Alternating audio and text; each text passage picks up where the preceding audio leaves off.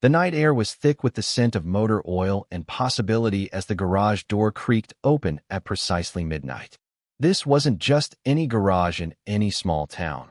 This was Jake's sanctuary, a cathedral of mechanical wonders where engines were resurrected and old classics found new life. The fluorescent lights buzzed overhead, casting long shadows across the concrete floor littered with tools, spare parts, and memories. It was here, among the organized chaos of wrenches and socket sets, that two lives were about to change forever. Jake wiped his grease-stained hands on a rag that had seen better days, his broad shoulders hunched over the engine of a '67 Mustang he'd been restoring for months. At 32, Jake had the kind of rugged handsomeness that came from years of honest work, calloused hands, laugh lines around his eyes, and a quiet confidence that drew people to him like moths to flame. The local girls had tried their luck over the years, but Jake always seemed more interested in carburetors than candlelit dinners. What most people didn't see was the dog-eared poetry book he kept hidden in his toolbox, or the way his eyes softened when he watched the sunset from his porch. The sound of footsteps approaching pulled Jake from his mechanical meditation. He didn't need to look up to know it was Ethan. He could recognize that particular rhythm of steps anywhere. They'd been friends since third grade when Ethan had defended Jake's model car from bullies on the playground. 25 years later, their friendship had weathered everything life had thrown at them. Still fighting with that engine? Ethan's voice carried across the garage, a smile evident in his tone even before Jake saw it on his face. At 31, Ethan was Jake's opposite in many ways. Slender where Jake was broad, artistic where Jake was practical. His hands were those of a painter, with long fingers stained not with grease, but with watercolors and charcoal. The local art gallery displayed his work, scenes of rural life transformed by his unique perspective, including more than a few paintings of this very garage and the man who worked within it. "This old girl's being stubborn tonight," Jake replied, straightening up and stretching his back. "What brings you here at the witching hour? Shouldn't you be home working on that commission?" Ethan shrugged, setting down a paper bag that promised late-night sustenance. "Couldn't focus. Thought you might need some food and company." What he didn't say was how often his thoughts drifted to this garage, to Jake, whenever he tried to work. How his latest paintings all seemed to have the same blue, the exact shade of Jake's eyes, hidden somewhere in the composition. Their friendship had always been easy, comfortable like a well-worn leather jacket. But lately, something had shifted between them, an undercurrent of tension that neither man had been brave enough to name. It was there in the lingering glances, the excuses to be in each other's space, the dreams that left them both restless and confused upon waking. Let me take you back to where it all began, to truly understand the weight of this midnight encounter. Jake and Ethan grew up in Millfield, one of those small towns where everyone knows your business before you do. They bonded over Hot Wheels cars and comic books, building elaborate ramps in Jake's backyard and creating stories about superheroes who could fix anything broken. As teenagers, their interests evolved but remained complementary. Jake developed a passion for restoring cars, while Ethan discovered his talent for art. They would spend hours in Jake's father's garage, Jake working on engines while Ethan sketched him, capturing the concentration in his eyes, the strength in his hands. Their friendship survived high school cliques, Jake's brief stint in the Army, and Ethan's art school in the city. When they both returned to Millfield as adults, it seemed natural that they would fall back into their old patterns, Jake taking over his father's auto shop, Ethan opening a small studio downtown. But something had changed during their years apart, or perhaps it had always been there, dormant and waiting for the right moment to bloom.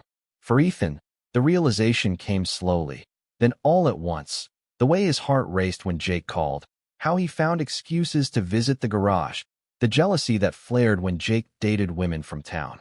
It was terrifying to acknowledge these feelings for his best friend, especially in a town like Millfield where change came slowly and tradition held firm.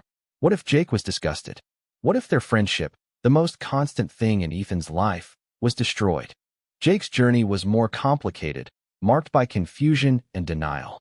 He'd always dated women, had even been engaged briefly in his 20s before realizing he couldn't go through with it. He told himself it was because he wasn't ready to settle down, but deep down, he wondered if there was something else, something he wasn't allowing himself to see. The dreams about Ethan had started a year ago, vivid, intense dreams that left him shaken and avoiding his friends' eyes the next day. He'd thrown himself into his work, dated a string of women who never quite captured his interest, and tried to ignore the way his pulse quickened whenever Ethan walked into the garage. Which brings us back to this night. This garage. These two men standing amidst the tools of Jake's trade and the tension of unspoken words. The midnight hour seemed to create a bubble around them, a space outside normal time where honesty might be possible.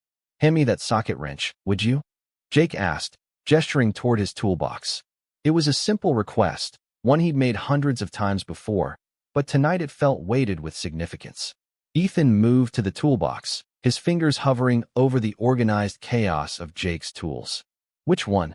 You know I still can't tell the difference." Jake laughed, the sound echoing in the cavernous space.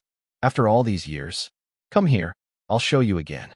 He beckoned Ethan closer, and when his friend approached, Jake surprised them both by gripping Ethan's waist and effortlessly lifting him onto the workbench. "There, now you can see everything better." The spontaneous action left them both frozen, Jake's hands still on Ethan's waist, Ethan's legs dangling off the edge of the bench, their faces suddenly, startlingly close. The fluorescent lights hummed above them, the only sound in the sudden silence. "Jake." Ethan's voice was barely a whisper, his eyes searching his friend's face for any clue to what was happening between them. "I don't know what I'm doing," Jake admitted, his voice rough with emotion. His hands remained on Ethan's waist, warm through the thin fabric of his t-shirt. "I just know I've been thinking about this, about you, for longer than I want to admit." Time seemed suspended as they looked at each other, years of friendship and unacknowledged longing crystallizing into this single moment. It was Ethan who moved first, hesitantly raising his hand to Jake's face, his artist's fingers tracing the line of his jaw with reverence. "Tell me to stop," Ethan whispered, giving Jake an out, a chance to retreat to the safety of their friendship. But Jake didn't want safety anymore. With a groan that seemed torn from somewhere deep inside him, he closed the distance between them, pressing his lips to Ethan's in a kiss that started tentative but quickly blazed into something neither man could control. Ethan's hands were in Jake's hair, Jake's arms wrapped around Ethan's waist, pulling him to the edge of the workbench and flush against his body. When they finally broke apart, both breathing heavily, Jake rested his forehead against Ethan's. "I've been fighting this for so long," he confessed. "I didn't know how to want this, how to want you." Ethan's laugh was shaky. "I've been painting you for years, Jake. Every canvas, every sketch, it's always been you. I just never thought you'd see me that way." "I see you," Jake said simply. "I think maybe I've always seen you, but I didn't know how to look directly at what I was seeing." Does that make any sense? It did to Ethan, who had spent years translating emotions into images, trying to capture the ineffable on canvas. "It makes perfect sense," he said, pulling Jake back to him for another kiss. This one slower, deeper, a conversation without words. The workbench, which had supported countless engines and parts over the years, now held the weight of their revelation, their exploration. Jake stood between Ethan's legs, their bodies pressed together, discovering each other in ways they'd only imagined. Ethan's hands, so skilled at creating beauty on canvas, now traced the contours of Jake's shoulders, the strength in his back. Jake, whose hands could coax life back into dying engines, found himself trembling as he slipped his fingers under the hem of Ethan's shirt, touching warm skin for the first time. "Is this okay?" Jake asked, suddenly uncertain. This was Ethan, his best friend, the person who knew him better than anyone. The stakes had never been higher. Ethan's answer was to pull his shirt over his head and toss it aside, his eyes never leaving Jake's. "More than okay," he said, reaching for the buttons on Jake's work shirt. "I've been waiting for this for years." Their exploration was both urgent and tender, the culmination of years of unacknowledged desire tempered by the depth of their friendship. They knew each other's stories, fears, dreams, and now they were learning each other's bodies, the sounds they made in pleasure, the places that made them gasp and tremble. The garage, which had witnessed countless hours of their friendship, now held the secret of their passion. The tools and parts that surrounded them seemed to fade away, leaving only the essential. Two people finding their way to each other after years of circling the truth. Later, much later, They lay together on the old couch in the corner of the garage, a blanket Jake kept for late-night work sessions pulled over them. The initial urgency had given way to a peaceful contentment, fingers lazily tracing patterns on skin, quiet words exchanged in the stillness. "What happens now?" Ethan asked, his head resting on Jake's chest, listening to the steady beat of his heart. Jake was silent for a moment, his hand continuing its gentle exploration of Ethan's back. "I don't know exactly," he admitted. "I just know I don't want to go back to pretending this isn't what I want. Who I want." Millfield isn't exactly known for its progressive views, Ethan pointed out. "People will talk." Jake chuckled, the sound rumbling under Ethan's ear. "People already talk. Half the town thinks we've been together for years." "Really?" Ethan propped himself up on an elbow to look at Jake's face. "How do you know that?" "Mrs. Henley at the diner asked me last month if you were feeling better, said she hadn't seen you come in for breakfast with me in a while. When I told her we don't actually have breakfast together every day, she just patted my hand and said, 'Of course, dear, whatever you say.'" They both laughed, the tension of the unknown future easing slightly. "So we wouldn't be shocking anyone, is what you're saying," Ethan mused. "Maybe not. Or maybe we would." Either way, Jake pulled Ethan closer, pressing a kiss to his forehead. "I'm tired of making decisions based on what other people might think. I want to see where this goes. With you." The dawn found them still in the garage, having talked through the night about everything and nothing, their fears, their hopes, the practical considerations of shifting from friendship to something more. They made no grand declarations, set no definitive plans. Instead, they agreed to take each day as it came, to be honest with each other above all else, and to remember that at the foundation of whatever they were building was a friendship that had already withstood the test of time. As the first rays of sunlight filtered through the grimy windows of the garage, Jake and Ethan stood side by side at the Mustang, Jake guiding Ethan's hands as he explained the engine components. It was a familiar scene, one that had played out countless times over the years, but now charged with new meaning, new possibilities.